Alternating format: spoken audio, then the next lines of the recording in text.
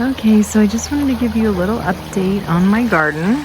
We just had a memorial here from my mother-in-law, and these are the leftover flowers for the altar. They're just so beautiful. Look at those.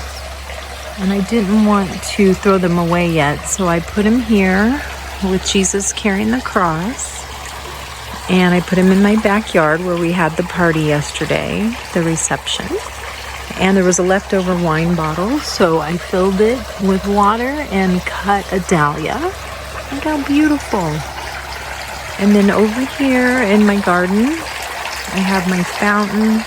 Everyone was sitting around that table just loving it. And since I have these roses here that aren't really growing that well, I mean, they're growing, but it's their first year. So they're kind of sleepy, and they'll wake up next year, I hope. They started to wind up about that far, and then I got a fake vine with roses for the reception, and I just strung them at the top of both of these arches. And I thought they looked so pretty, and we took pictures under these for the reception, and it was just so beautiful. And everyone kept saying it looks like a wedding venue, which is exactly what I wanted it to look like. And here's another arch where I took pictures of my family. Oh my goodness, it was gorgeous. The day was just the most beautiful ever. And then I am out in the garden today trimming because I have so much basil and it was completely overgrown, and so were the marigolds. So I cut those back, and I'll probably cut a little more because the sun is changing direction and I need sun out here.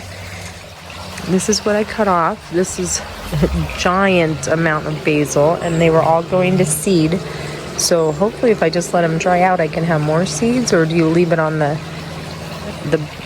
plant and do it later when it all dries out? I don't know. And then here I just cut some zinnia. What are these? They might be, I don't really know. Maybe these are the floret flowers that I sprinkled around. I don't know. But anyway, it looks like they're dried out, which is good, and then I can use them to plant more. So anyway, this rose bush right here is really taking off. It's so beautiful. It's a piñata rose, and it's just gorgeous. It's always doing something beautiful. Those are the roses. And then here's those flowers. I think they are by Floret. I would have to look those up and see what they are. But here's the zinnias. You could tell, I mean the marigolds. I just cut out a big chunk. And of course we have tomatoes, tons of tomatoes. So I'm starting to thin those out too because I don't need a ton of them. And I have those two. I have these two right here. And I also have two right here. So we don't even eat that many tomatoes, but they always look the coolest. You know, they're tall and make such an impact. So I wanted to grow those. And then I also have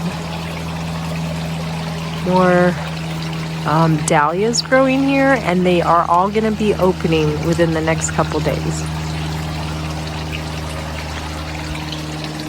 And it will look like a giant vase. It's so pretty. I'm letting some of my vinca and petunias dry out because they're too wet because the sun changed direction, and I have them hanging over by the patio.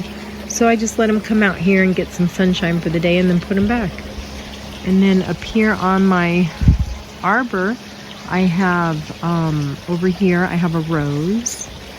It's a climbing, I think it's a pink climbing rose, but I'll have to look that up too. I have two more over by the patio. And over here I have some dahlias that I planted, and they're just opening. There's the pink and the purple. Those are from Costco. And if you're a gardener and you love to plant flowers, I mean, I'm in Southern California and it's probably 85 today, but it's been in the hundreds, and everything was getting a little tired. But now, since the weather's cooling off, it's just gorgeous. So if things aren't working out and you see that plants not growing like you wanted, just move them, because they might say full sun, but they might be part sun in your area. And I'm letting these dry out as well because they go into this big bowl right here. and the sun changes, like I said, and they get too soggy. And I've left them in their containers because they are doing so good. I don't want to move them. And I have a strawberry right there and a gardener in the background. But anyway, I just wanted to share this real quick with you guys and let you know how my yard is progressing. There's my fountain again. I love that feature. It's beautiful. We get tons of hummingbirds, lots of bees.